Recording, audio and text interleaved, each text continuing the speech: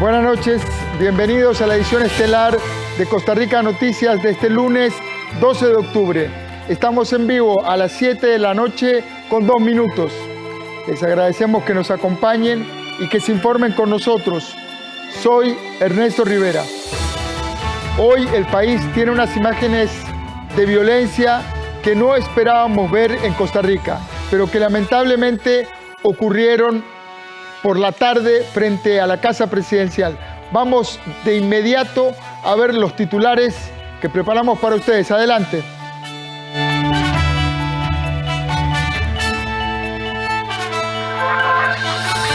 Pese al llamado pacífico, la marcha nacional convocada por Rescate Nacional de este lunes se salió de control y terminó en vandalismo, agresión contra policías, daños a la propiedad y detenidos. Milton Alvarado, director de la Fuerza Pública de Alajuela, fue víctima de agresión en su cabeza por parte de un grupo de manifestantes frente a Casa Presidencial. Un video muestra cómo lo golpearon y la magnitud de la herida. El sábado inician las mesas de diálogo convocadas por el Poder Ejecutivo y Legislativo. El director del Estado de la Nación explicará los mecanismos que se aplicarán para las rondas que se extenderán por 4 semanas. Las labores de limpieza en el derrumbe del sector División en la Interamericana Sur continúan y aún es incierto cuándo pueden habilitar el paso debido a la importante cantidad de material que cayó en la zona. En la 12ª jornada de protestas, la marcha por las principales vías de San José culminó frente a la Casa Presidencial en peleas, enfrentamientos y actos de violencia contra la policía que resguardaba la Casa Presidencial.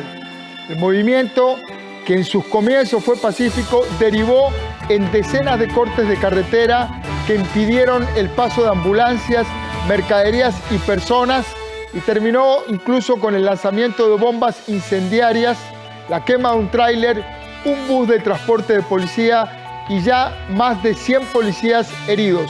Hoy las imágenes son elocuentes.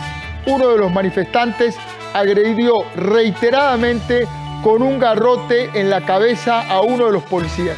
Como dije, las imágenes son lamentablemente de una elocuencia demoledora. Veamos.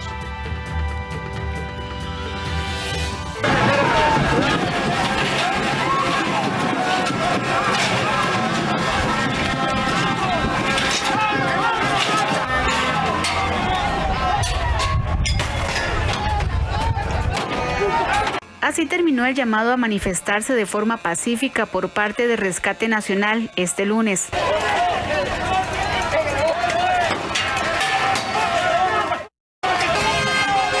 Las imágenes hablan por sí solas. Un grupo de jóvenes se ensañaron en contra de la policía lanzando objetos, causando lesiones físicas y dañando sus equipos de trabajo y protección mientras se manifestaban frente a Casa Presidencial.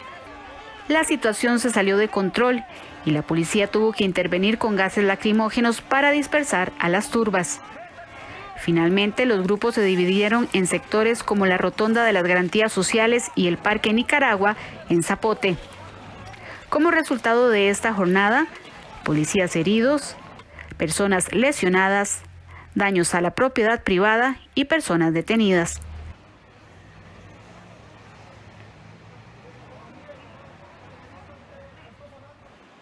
Para hablarnos de los enfrentamientos de esta tarde, tenemos en vivo, vía Zoom, al ministro de Seguridad Pública, Michael Soto, a quien le damos la bienvenida a Costa Rica Noticias. Buenas noches, don Michael.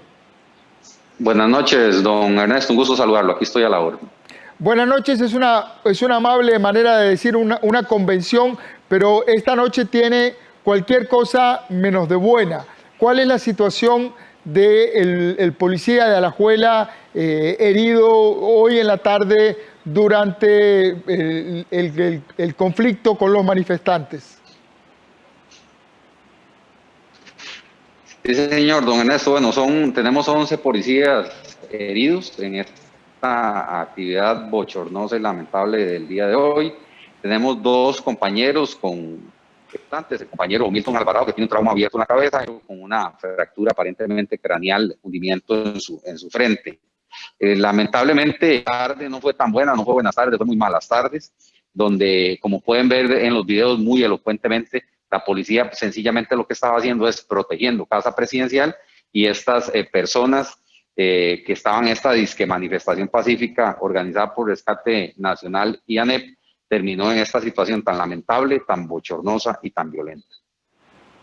Don Michael, los videos muestran en realidad que la violencia provino de un grupo pequeño de los manifestantes, no del total.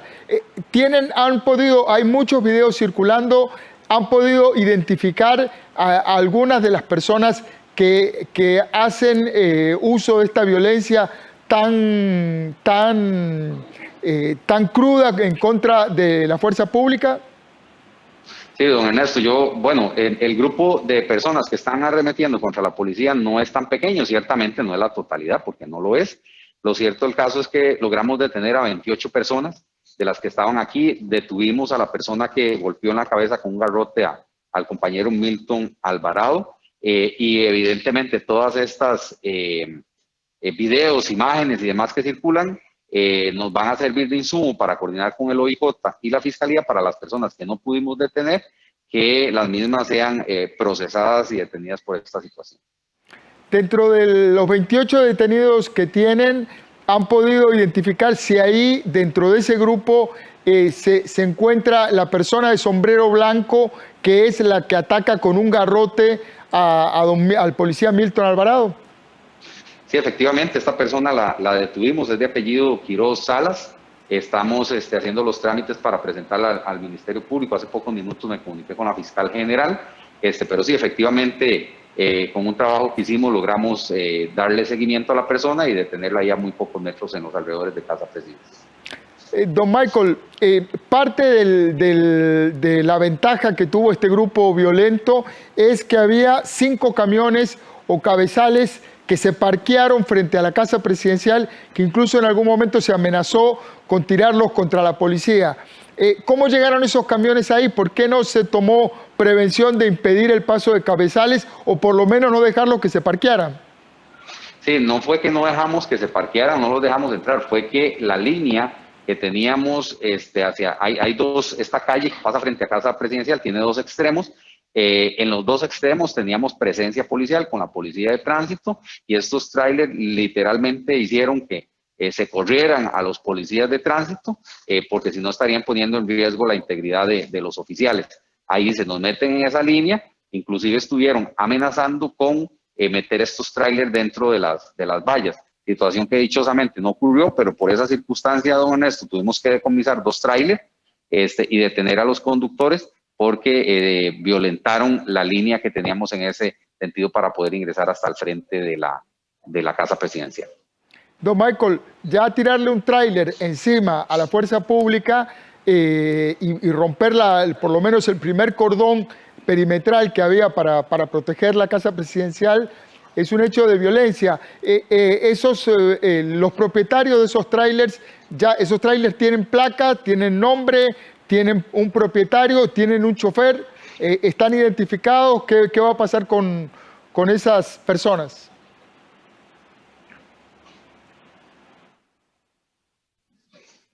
Sí, los choferes, le digo, están y los trailers los tenemos decomisados, ya es un público junto con ellos para que ya la Fiscalía decida. Pero sí, estas personas indudablemente también, dentro de los muchos actos de violencia que se cometieron hoy, tenemos esto visualizado y están dentro de los 28 detenidos. Don Michael, ¿qué información tienen para mañana? ¿Cuál es la perspectiva? ¿Qué puede esperar la gente para mañana en cuanto a circulación, bloqueos, etcétera? Bueno, yo quisiera dar buenas noticias y no quiero perder la esperanza en ese sentido. Ya hay negociaciones que siguen avanzando. Por ejemplo, en zona sur hay unas negociaciones que entiendo que están siendo positivas.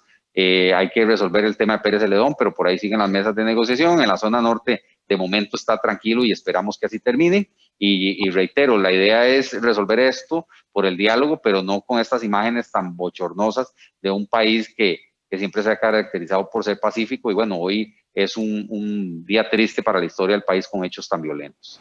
Así es. Michael Soto, ministro de Seguridad Pública, muchas gracias por su participación y buenas noches. Muchas gracias, buenas noches.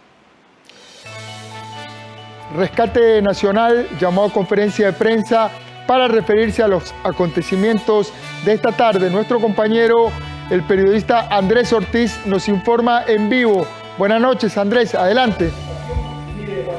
Gracias, don Ernesto. Buenas noches para usted y para los televidentes. Hace algunos minutos inició la conferencia de prensa aquí con los dirigentes del movimiento Rescate Nacional. Vamos a escuchar lo que dice Célimo Guido.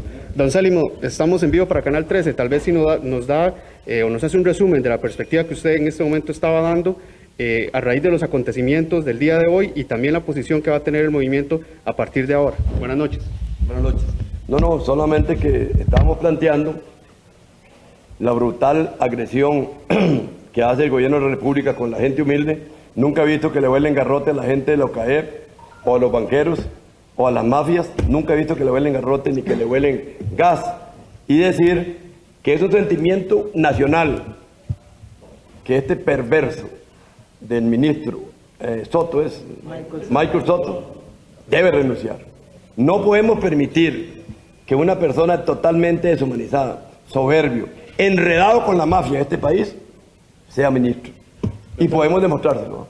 Y dijimos también que aquí nadie se rinde, que si el gobierno cree que está terminando, esto está empezando, y que vamos hacia una organización nacional y también organizar, como lo decía el compañero Gerardo Arias, todo el área metropolitana, que nos están empezando a llamar la gente ya porque tienen el sentimiento de la necesidad de echar para adelante.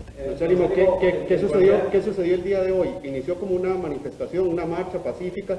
¿Qué fue lo que sucedió en Casa Presidencial donde se dan estos hechos de violencia, tanto de policías, manifestantes, todo lo que sucedió? ¿Qué fue lo que pasó para esa situación tan compleja? Lo que pasó fue que hace 4 meses venimos pidiendo que nos atienda el señor presidente sin bloqueos y sin nada durante 3 meses, y ahora, al no atenderlo, en primer lugar la gente tiene razón de estar indignada, en segundo lugar la gente se defendió porque empezaron ellos, y empezaron incluso agarrando, ve qué interesante, agarrando a una persona, en acuerdo con ellos, espósenme, y lo estaban grabando, espósenme. Entonces la gente, al ver que esposaron a un compañero supuestamente, se enardeció, y resulta que era un aliado de ellos, siempre en las maniobras del PAC. Ahí empezó la confrontación, y si el gobierno echa para adelante, nosotros también. Hemos venido de manera totalmente, contundentemente pacífica. Ya, pero con esas maniobras, si usted viene en una marcha y le toma a un compañero, quien lo renuncia. Pero por Dios, lo esposaron para enaltecer a los compañeros y compañeras que estaban ahí pacíficamente. Don Célimo, 12 días de manifestaciones, más de 100 personas detenidas, más de 100 oficiales heridos. Más bien, ¿cuál es la posición de ustedes ante estos resultados? Por ejemplo, 12 días de la aduana en Paso Canoas está cerrada. ¿Cuál es la situación o el resumen que ustedes realizan a raíz de estos 12 días? Que el gobierno debe renunciar, porque no tiene capacidad absolutamente de nada, que es culpa del gobierno, no es del pueblo de Costa Rica, que creo que debe agarrarse de la mano y salir solo. Gracias. Entonces, Richard Molina del Guardián, estamos en directo. Buenas noches a la mesa. Buenas noches. Una sensación muy complicada le queda a uno como profesional de la comunicación, porque no sabemos dónde estamos, Célimo. Desde que empezó el movimiento no hemos visto, por lo menos, una gestión de diálogo del gobierno. Bien, don Ernesto, esta es la información que tenemos desde Escazú, donde el movimiento Rescate Nacional ha brindado o se mantiene en este momento todavía con una conferencia de prensa a raíz de los hechos sucedidos esta tarde en Casa Presidencial y además también la posición que ellos tienen de lo que va a ser ahora el movimiento durante estos días. Don Ernesto, regreso con usted al estudio allá en La Bruca, donde tiene más detalles y más adelante, si es necesario, tendríamos una nueva intervención. Don Ernesto. Muchas gracias a nuestro compañero Andrés Ortiz en vivo desde la conferencia del señor Célimo Guido con Rescate Nacional. También agradecer y dar el crédito a nuestro compañero Gerardo Lizano en cámaras, que hoy tomó estas imágenes que hemos visto desde el inicio de esta transmisión, que inhaló una buena cantidad de gases y sin embargo se mantuvo ahí haciendo su trabajo y dando cuenta de lo que ahí estaba pasando, dejando documentado lo que ahí estaba pasando. Vamos ahora a una pausa comercial y enseguida regresamos.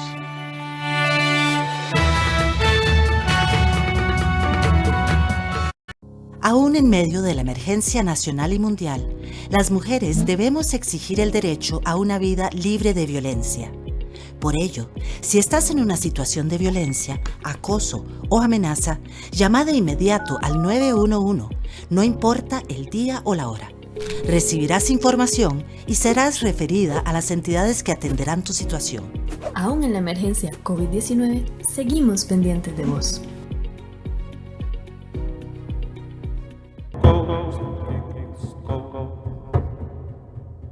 Un grupo de investigadores trata de adentrarse en la cultura bribri y en cómo perciben el mundo y las estrellas. Para Cibú no existe la oscuridad. Nosotros, los humanos, que creemos que en la oscuridad es como símbolo de ocultarse, de no ver nada. Sicua, para conmemorar el Día del Encuentro de Culturas. La ausencia de registros es una de las cosas que más amenaza esta cultura. El 12 de octubre a las 9 de la noche, en 13, Costa Rica Televisión.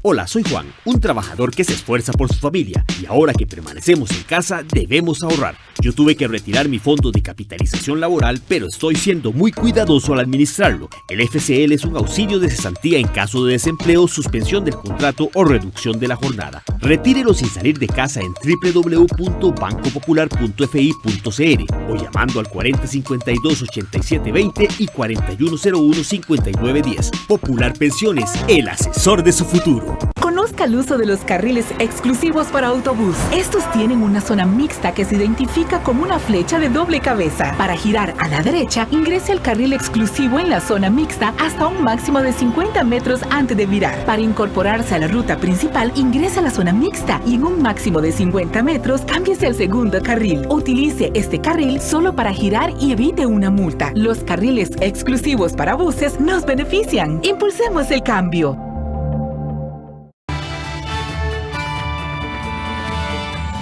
Pese a que inicialmente se había convocado una manifestación pacífica, el movimiento de protesta de este lunes terminó con violentas agresiones contra los oficiales de seguridad que estaban custodiando la casa presidencial en Zapote. Como resultado de estos hechos, varias personas resultaron heridas. La periodista Ana Marta Arce se encuentra en el lugar y nos informa en vivo. Adelante, Ana Marta, buenas noches. Hola, ¿qué tal? Muy buenas noches, don Ernesto y amigos televidentes. Nosotros nos encontramos ubicados en las afueras de Casa Presidencial. En este lugar específicamente, en horas de la tarde, realmente se dio un momento bastante tenso donde se generó muchísima agresión. Sin embargo, vamos a mostrarles cómo se encuentra en este instante, porque como podemos observar, está prácticamente tranquilo. Hay presencia policial muy poca, eso sí, en comparación a horas de la mañana. Como podemos observar, también aún se mantienen las vallas y cerrada la vía o la carretera que comunica el ingreso de Casa Presidencial. Pero como podemos observar, también está bastante tranquilo este sector. Vamos a pedirles también en este momento a nuestros compañeros que por favor nos muestren parte de lo que aconteció a eso de las 3:30 de la tarde. Recordamos que desde las 9 de la mañana se dio o inició esta manifestación en el Parque La Merced. Prácticamente en la mañana fue una manifestación pacífica, sin embargo, después de esperar varias horas a ser atendidos acá en Casa Presidencial por el presidente de la República, Carlos Alvarado, y no tener una respuesta, muchos de estos manifestantes se enfurecieron y arremetieron con algunos de los policías antimotines que se encontraban acá en las afueras de Casa Presidencial. Tal y como lo podemos observar en las imágenes captadas por el camarógrafo Gerardo Lizano, la molestia fue tanta que incluso lanzaron palos, piedras, lajas y arremetieron con los oficiales. Según datos del Ministerio de Seguridad en una conferencia que dieron a eso de las 6 de la tarde, se dieron 28 detenidos por estos actos que se generaron en horas de la tarde y cerca de 11 oficiales quedaron heridos. Cabe mencionar también que cerca de media hora tardó este tipo de agresión, este tipo de actos por parte de algunos manifestantes. Al lanzarse los gases lacrimógenos, esto obviamente dispersó a muchos manifestantes, quienes más bien se movilizaron a otros sectores de acá de Zapote, específicamente alrededores del Parque Nicaragua.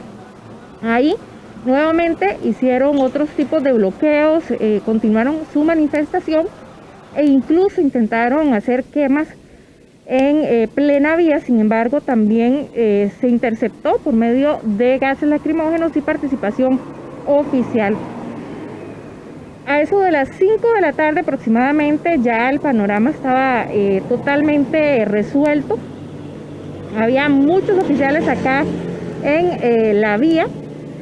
Sin embargo, ya había más tranquilidad. Algunos de ellos también se movilizaron hacia las garantías sociales. Sin embargo, como lo mencionábamos, a eso de las 5 de la tarde ya prácticamente había muy poca movilización de manifestantes. Ahora bien, tal y como lo mencionábamos hace algunos minutos, a eso de las 6 de la tarde el Ministerio de Seguridad Pública mencionó que en total fueron 28 detenidos, uno de ellos fue trasladado a la Fiscalía. Esto debido a que fue acusado por tentativa de homicidio. 11 oficiales en total fueron heridos, 2 de gravedad, uno de ellos con una fractura en su pierna o en la rodilla y otro con una fractura también en su cráneo, que fue el director regional de la Fuerza Pública de Alajuela, don Milton Alvarado, quien fue trasladado también al Hospital del Trauma con una fractura de 12 centímetros en su cráneo. Vamos a pedirles a nuestros compañeros que nos muestren el video específicamente que se logró captar en horas de la tarde, donde se puede observar a esta persona con bastante ira golpeando con un palo en la cabeza a este oficial. Precisamente se logró identificar a esta persona y fue detenido y, como lo mencionábamos, fue trasladado a la Fiscalía. Vamos a ver ahora también las declaraciones emitidas por el doctor, el médico de acá de Casa Presidencial que atendió a este oficial, y también las declaraciones que emitió el oficial, el director de la Fuerza Pública de la región de Alajuela. Donde estaban el grupo de manifestantes, y en ese momento un grupo de manifestantes empezó a empujar las vallas y a querer jalarlas. Entonces nos acercamos a calmarlas y a tratar de que dejaran de empujar y quitar las vallas. Entonces ahí había personal policial que estaba sosteniendo las vallas, y en el momento en el que estaba yo tratando de calmar a algunos que estaban queriendo agarrar las vallas y jalarlas, ¿verdad? Habían otras personas tratando de calmar, y en ese momento pues me golpearon con un palo en la cabeza. Sí, lamentablemente hay algún grupo de personas dentro de los manifestantes que han tomado esta actividad para desarrollar hechos pues como estos, que son bastante graves y que son pues hechos y comportamientos de delincuentes, porque evidentemente hay una agresión totalmente directa contra los oficiales de fuerza pública, que estamos tratando de velar por mantener el orden y la seguridad en el lugar. Este es un paciente que presentó una laceración de unos 12 centímetros a nivel del área parietal. Se le tuvo que suturar. La laceración era en algunos puntos bastante profunda. Además de eso, tiene otras escoriaciones en la cabeza. El paciente está consciente, orientado, está bien neurológicamente, hemodinámicamente, y va a ser trasladado al hospital de trauma para que le hagan placas y le hagan otros estudios. Bueno, precisamente los jefes de fracción serán quienes analizarán las propuestas que se den en el diálogo entre algunos sectores y también el gobierno. Recordemos que hace algunos días atrás el gobierno de la República había anunciado que iniciaría negociaciones o diálogos para ver propuestas para la reactivación económica del país el próximo sábado 17 de octubre. Veamos la información que preparó nuestra compañera Melanie Corrales. Los jefes de las diferentes fracciones legislativas se reunieron este lunes en la mañana con el presidente de la República, Carlos Alvarado, para conocer la dinámica que tendrá la mesa de diálogo con diversos sectores con el fin de buscar una solución a la crisis fiscal que enfrenta el país. Los legisladores aseguraron que analizarán las propuestas que surjan de este proceso. Nuestra fracción está anuente a que se realice esta mesa de diálogo.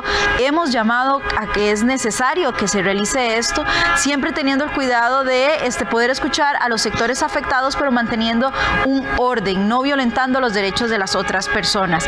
Y obviamente nuestra posición sigue siendo muy clara. Los impuestos no se pueden poner así como así a las personas que ya están siendo exprimidas por la carga de impuestos que existe en nuestro país. Nuestra fracción está comprometida con un diálogo abierto, un diálogo transparente, en el cual los diferentes sectores sociales estén participando en esa misma mesa de diálogo y que haya una representatividad que le dé legitimidad a esa mesa.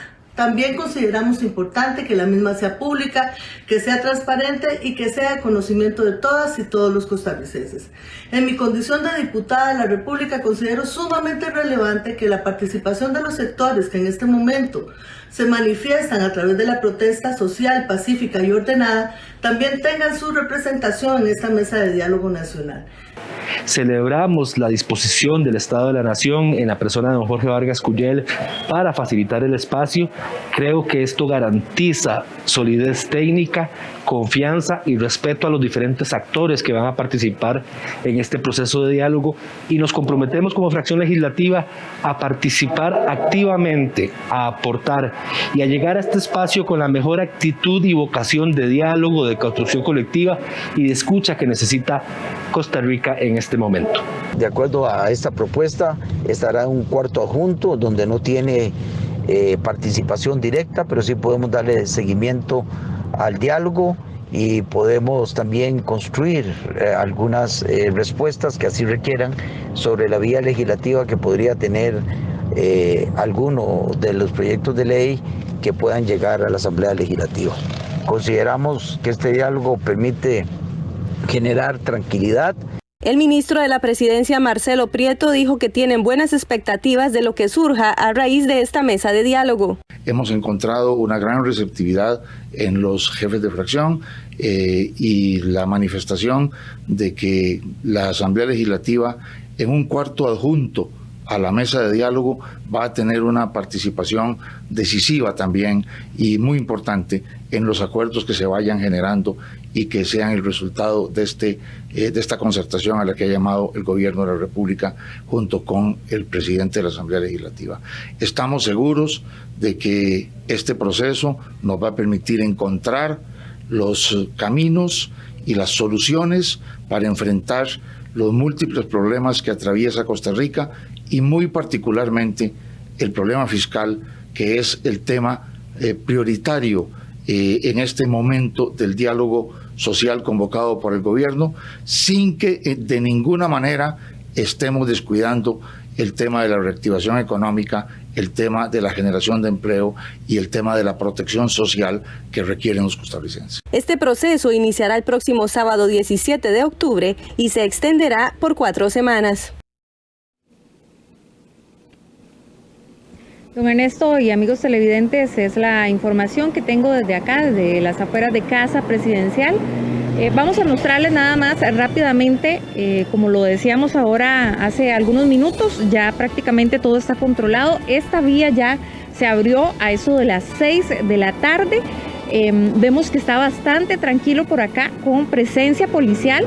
Es importante mencionar que tenemos bastante rato de estar acá y prácticamente cada 10 minutos anda una patrulla por estos alrededores. Igual hay presencia de oficiales acá afuera y aún continúa la valla obstaculizando o cerrando la ruta que se dirige hacia el ingreso de Casa Presidencial. Ahora también el Ministerio de Seguridad mencionaba que durante todos estos días de protestas se han detenido a cerca de 141 personas y son al menos 114 oficiales que han salido heridos debido a estas manifestaciones. También les mencionamos que a pesar de que los gases lacrimógenos fueron lanzados en horas de la tarde, aún se percibe muy leve, eso sí, las secuelas de estos gases.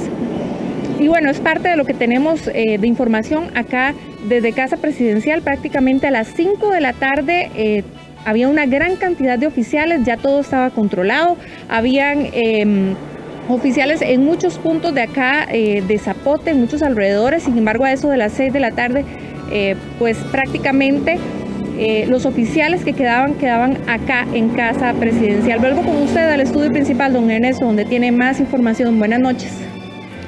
Muchas gracias a nuestra compañera Ana Marta Arce y a Gerardo Lizano por las imágenes que nos trajeron en vivo desde Casa Presidencial. Nos vamos a una pausa, enseguida regresamos con mucho más.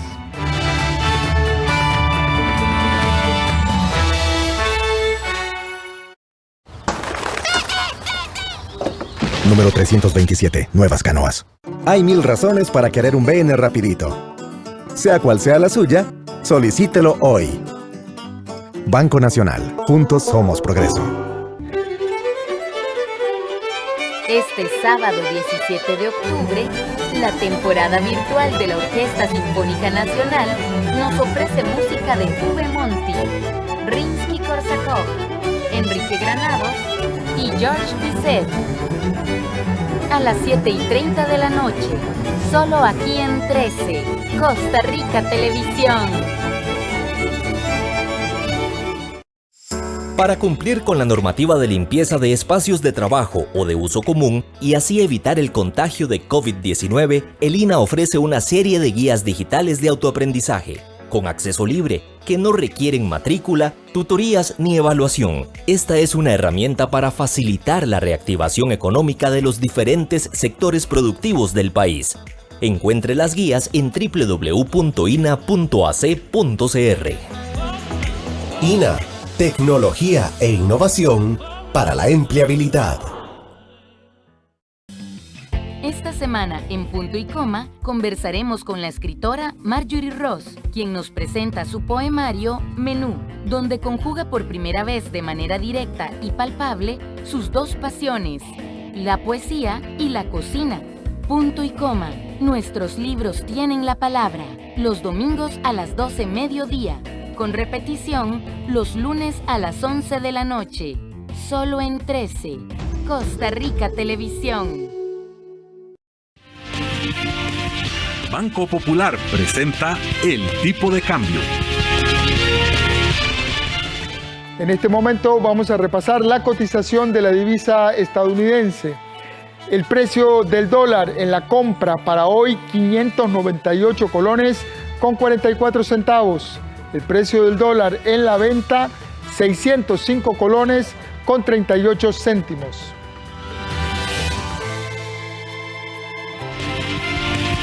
Banco Popular presentó El Tipo de Cambio. El país vive un momento de muchísima tensión social y política.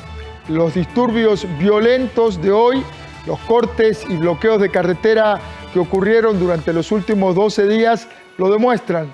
El presidente de la República y el presidente del Congreso lanzaron ayer una convocatoria al diálogo en la que esperan reunirse con distintos actores sociales y políticos. El mecanismo de ese diálogo lo diseñaron los expertos del prestigioso proyecto Estado de la Nación, para que nos explique el mecanismo que se utilizará durante estas jornadas de diálogo que iniciarán el próximo sábado 17 de octubre, invité al director del Estado de la Nación, don Jorge Valgas Culel. Buenas noches, don Jorge. Bienvenido al set de Costa Rica Noticias. Buenas noches, muchas gracias por invitarme. Don Jorge, cuéntenos, ¿cuál fue la participación del Estado de la Nación en el diseño de este diálogo nacional que anunciaron los presidentes del Congreso y del Ejecutivo anoche? Bueno, cuando nosotros nos aproximaron, debido a la difícil situación que vive el país, dijimos muy bien, pero si ustedes quieren que nosotros participemos como facilitadores del proceso, nosotros vamos a diseñar o hacer la propuesta de diseño del diálogo y las reglas, la manera en que se plantea, y eso, entonces asumo plena responsabilidad personal por el diseño que se ha presentado a la luz pública.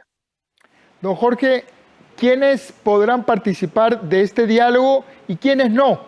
¿Y cómo se recogerán las propuestas de cada sector? Y eso, finalmente, ¿qué destino tendrá? Le hice como 5 preguntas, todas juntas, pero ahí para que vaya desarrollando. Mire, la primera, ¿quiénes pueden participar? Hay un cuadro de los cupos asignados por sectores. Es evidente que en la sociedad civil no hay manera no hay una regla clara, entonces dimos una regla que reconozco que es imperfecta, pero que permite la interacción de distintos sectores, no todos los que uno hubiera querido hacer por temas de tamaño mismo, de manejar una mesa demasiado grande.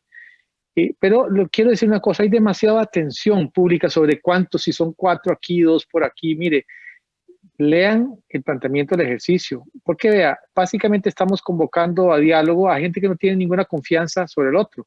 Entonces, las reglas del ejercicio hacen que lo importante no es tanto el cuadro, como el hecho de que el ejercicio mismo tiene garantías para todos los que acuden, que a nadie se lo va, por decirlo así, pasarle la aplanadora.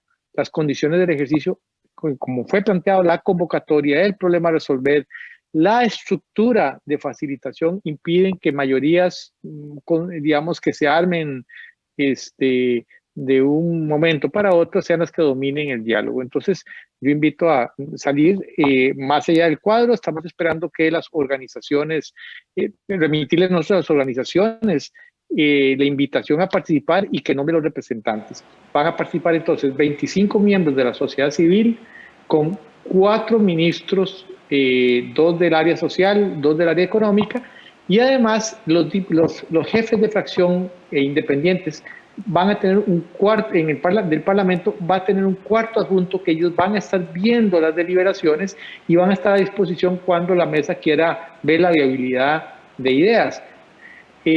Fundamentalmente es eso. ¿Y por qué el Congreso de esa manera? Porque el Congreso no puede comprometer a los resultados del diálogo. Lo único que se está comprometiendo con los resultados del diálogo es el Poder Ejecutivo, pero aún ahí hay garantías de seguridad de que si no se resuelve el problema que está planteado, que fue el objeto de la convocatoria, que es un problema muy definido de manera muy específica, el Ejecutivo tendrá también libertad de seguir adelante si la mesa no logra tener acuerdos. ¿Qué pasa con los que quedan afuera? Y ya varios sectores anunciaron hoy que no quieren entrar al diálogo y eso apunta a un tema que usted menciona con toda claridad, falta de confianza. ¿Qué pasa con la gente que queda afuera? Mire, hay múltiples maneras de que la sociedad civil pueda usar los canales informales de la gente que no está dentro de la mesa. Vea, pero creo que en esto también hay que tener una claridad, don Ernesto. Hay todo un área de negociación que no corresponde a esta mesa, que es para resolver un problema macro de emergencia fiscal.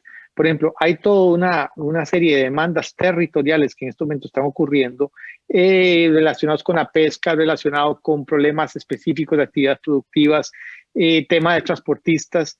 Bueno, que eso, lo que hemos dicho es, tienen que abrirse esos canales de diálogo, pero no en esa mesa. Esta mesa es para resolver el tema fiscal, ¿verdad? De la emergencia fiscal. Entonces, tiene que haber otro área para tratar todos estos problemas que son territoriales, tiene que haber mesas, y ya no de facilitación, tiene que haber mesas de negociación ejecutivo y las fuerzas vivas. Entonces, muchas de las fuerzas que no entran dentro de la mesa de diálogo convocada para el tema de la emergencia fiscal, indudablemente tienen que tener salida por medio de esas mesas territoriales de negociación con el Ejecutivo, que por cierto es algo que el señor presidente ayer anunció. ¿Y eso por qué? Porque mire, con toda franqueza, uno no puede estar negociando o lidiando con dos procesos que tienen naturaleza distinta, actores distintos al mismo tiempo. Físicamente es imposible.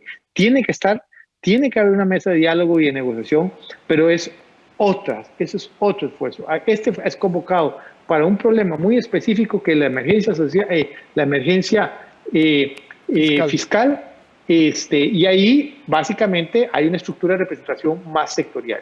No es tan amplio como se hubiera querido hacer, pero creo yo que ahora los sectores tienen que decidir si quieren ir o no. La convocatoria está, hay espacio legislativo para escucha, los partidos están dispuestos a darles una oportunidad a este diálogo, y ahora los sectores tienen que leerse bien el planteamiento, entender que ahí hay reglas que garantizan seguridad que impide que ningún sector simplemente consiga una votación y sale corriendo y logra inscribirlo. Esto es un proceso serio.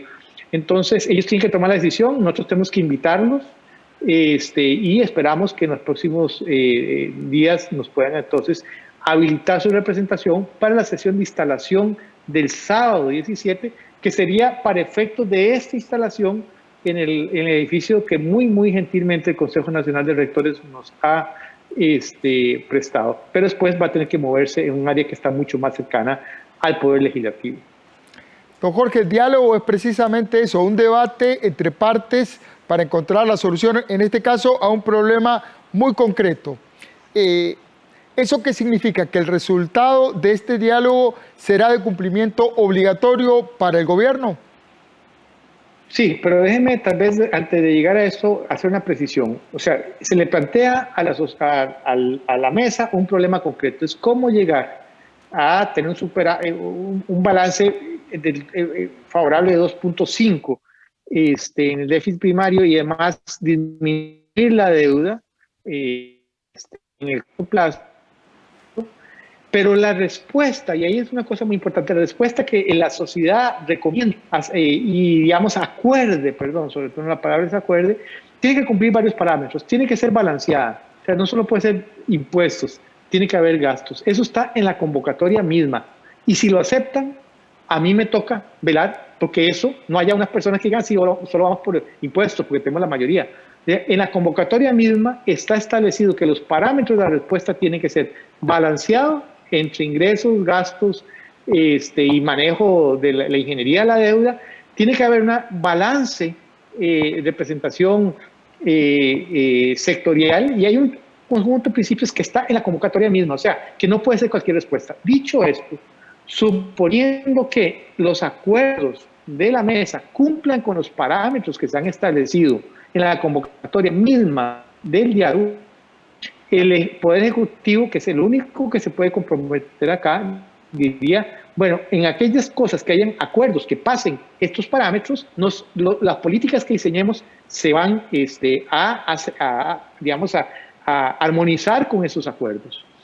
Ahora, pero en las áreas donde no hay acuerdo, el Poder Ejecutivo tiene que actuar, los poderes tienen que actuar, porque aunque no haya acuerdo, la sociedad, la emergencia fiscal está ahí. Pero además, incluso, vea usted, para que vea que no es tan sencillo simplemente ir a ganar con mis 4 votos y tirarle la planadora a los demás. Aun cuando la mesa llegue a recomendar una serie de cosas, digamos, por regla de mayoría, queda también ver si eso resuelve el problema planteado o si le faltó, porque pudo haber sido muy poquito. Entonces, en lo que le faltó, nuevamente los poderes tienen que actuar. Entonces, esto es por el resumen en esto. Es la hora de la sociedad civil, tiene que dar una opinión porque hay tensión, hay puntos de vista contrarios, pero esto no estamos diciendo que es lo que salga de esta mesa, porque esta mesa es un espacio ad hoc, pero sí se está dando mediante un debate reglado, con un procedimiento que es claro, que con un problema, con un plazo, con unas características que tienen que tener los acuerdos, decirle, bueno, vean ustedes, si pueden llegar. Entonces, mire, recomendaciones como, puedo decir, genéricas como es necesario reactivar ¿eso qué significa en la práctica? Tiene que estar demostradamente aportando a la resolución del problema. Don Jorge, muchísimas gracias por el tiempo que nos dedicó. Todo un desafío este diálogo. Me quedo con una frase que usted dijo: es la hora de la sociedad civil para concretar acuerdos. Ojalá que eso se logre. Don Jorge Vargas Culel, del Estado de la Nación. Muchas gracias. Buenas noches. Gracias a usted. Nosotros nos vamos a una pausa y enseguida venimos. No se vaya, quédese en la señal de Canal 13.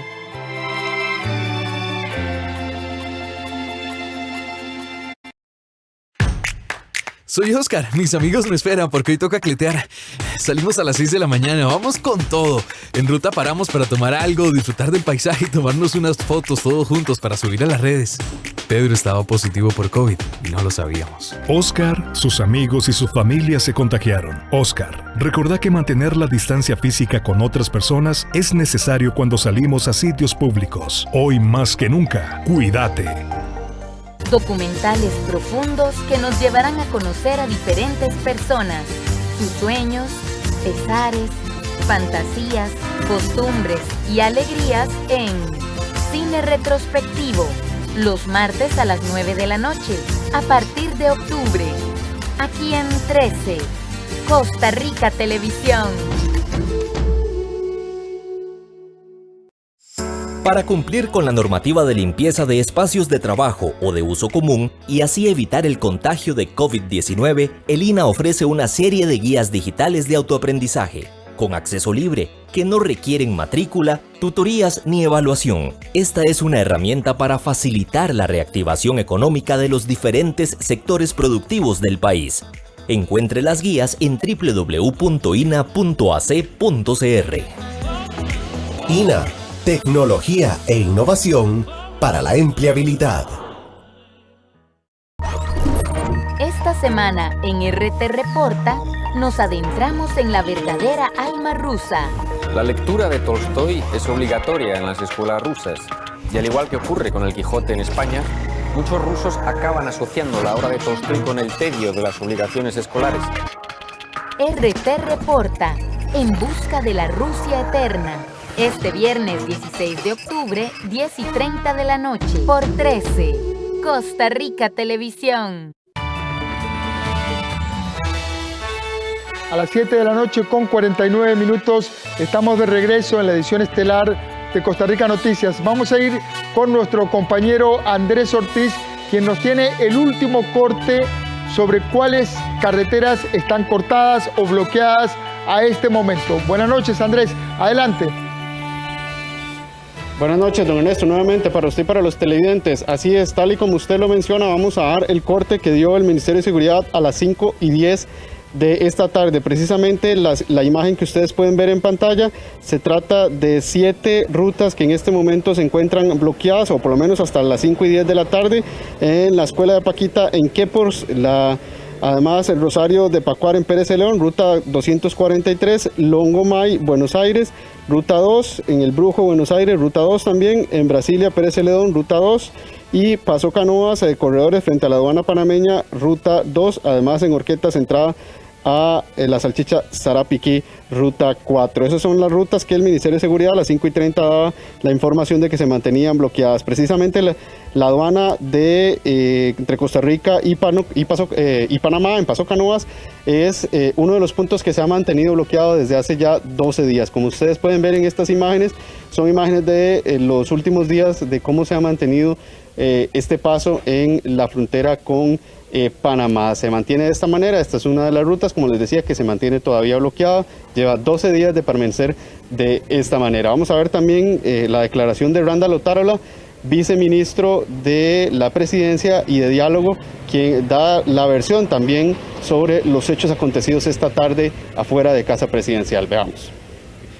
Rechazamos de una manera muy enfática y vehemente los actos de violencia que unos pocos manifestantes hicieron hoy en Casa Presidencial, donde inclusive golpearon a policías.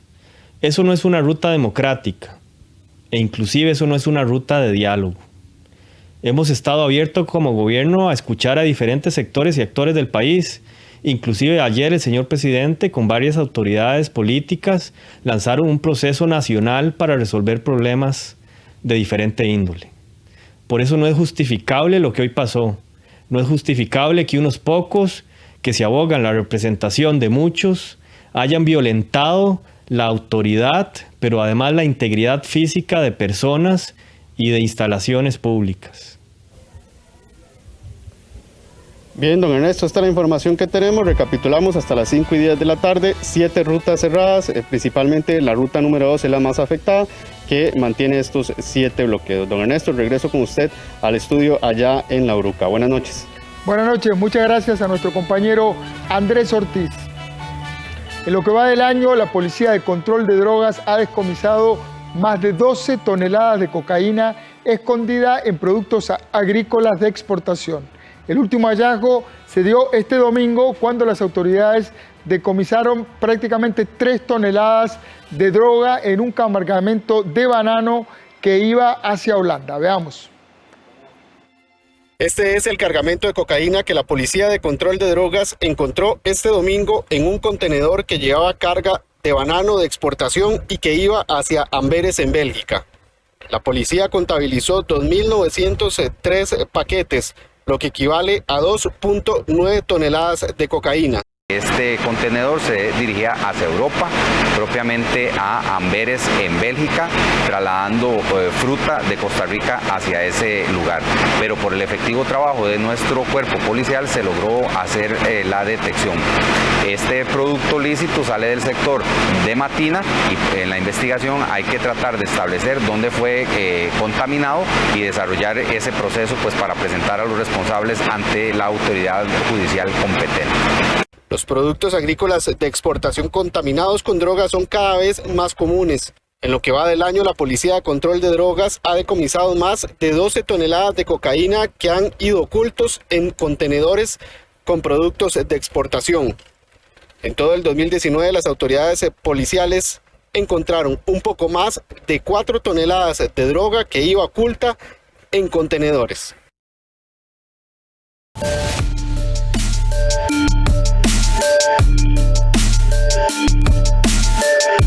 Vamos en este momento a ver el reporte epidemiológico con los datos COVID para hoy, 12 de octubre.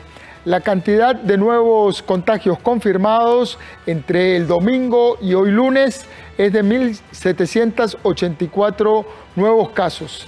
En total, el país llega a una cantidad de casos acumulados, 89.223 desde que inició la pandemia. Se han logrado recuperar de la enfermedad, han vencido al COVID 53.247 personas. Y en este momento los hospitales registran una internación de 572 camas, de las cuales 85 requieren de cuidados intensivos. Lamentablemente, entre el domingo y hoy lunes han fallecido 32 personas por causas relacionadas al COVID. En total, el país ya lleva 1.108 fallecimientos por causas asociadas al COVID. El derrumbe en Machomora, en la Interamericana Sur, y los bloqueos por manifestaciones están pasando en Pérez Celedón. Carmen Picado, de TV Sur, Canal 14, nos ofrece los detalles. Buenas noches, Carmen. Así es, un gusto saludarlos nuevamente. Les contamos sobre esta situación porque todavía continúan los trabajos, y es que la cantidad de material, tanto arenilla como rocas, que cayó precisamente como parte de este deslizamiento en el sector del kilómetro 105 en la zona conocida como Machomora, en ascenso al Cerro de la Muerte, es bastante alta. Las autoridades proyectan que esta misma semana se esperaría una apertura, un paso regulado a los conductores. Eso sí, sí, si las condiciones climáticas así lo permiten. Nosotros conversamos con el jefe de emergencias del MOB y aquí sus declaraciones. Este deslizamiento tiene una magnitud demasiado importante, como ustedes lo ven al fondo. Hemos estado removiendo la mayoría del material, estamos acarreando casi la totalidad del material hacia un botadero que tenemos aquí cerca. Como ustedes observan, es un deslizamiento que tiene una magnitud de altura de unos 100 metros y de forma lineal tiene alrededor de 100 metros. Eso significa que lo que hay sobre la calzada es un material importante, entre un material arenoso y también piedras que son de tamaño importante. Estamos en este momento trabajando con dragas en la parte alta, tratando de bajar ese deslizamiento, bajar el material que se deslizó más bien. Y vamos a cambiar de asunto porque hablando precisamente de cierres, el cantón de Pérez Celedón continúa con algunos bloqueos importantes. Días atrás informamos que se mantenía el paso cerrado propiamente en el sector de Loma Verde, en la Interamericana Sur. Sin embargo, ahora se corrió esto a lo que se conoce el sector de Brasilia. Ahí se encuentran ahora los manifestantes. Y es que en ese punto específico, una conferencia de prensa que brindaron esta tarde, indicaron que se va a abrir el paso de manera intermitente cada 6 horas, arrancando este día de 6 de la tarde a 7 de la noche, de 12 de la noche a 1 de la madrugada, de 6 de la mañana a 7 de la mañana, de 12 mediodía a 1 de la tarde y así sucesivamente. Esto mientras llegan a la reunión con el presidente de la República, Carlos Alvarado, el próximo miércoles en Casa Presidencial. Escuchemos las declaraciones de uno de los dirigentes. Hemos acordado abrir cada 6 horas el paso para así poder facilitar de que pasen todas las empresas del cantón, porque la guerra no es contra nosotros mismos, pero a veces hemos tenido que presionar para que más gente haga conciencia y se sume a esto. Ojalá que esto sirva para que la gente de los pueblos, de las comunidades entienda que lo que estamos haciendo es en defensa de nuestros derechos. Por eso esta tarde hacemos ese llamado. Este es un reporte de Carmen Picado de TV Sur, Canal 14 para Costa Rica Noticias. Muchas gracias a la compañera Carmen Picado. Y a las 7 de la noche con 59 minutos llegamos por hoy al final de esta edición estelar de Costa Rica Noticias. Muchas gracias por informarse con nosotros. Trabajamos para entregarle noticias con equilibrio y profundidad. En unos minutos voy a conversar con el gerente de la Fundación Omar Dengo, Marcelo Carvajal. Vamos a hablar sobre un nuevo proyecto para llevar banda ancha de internet a escuelas y colegios públicos. Quédese en la señal de Canal 13, ya volvemos.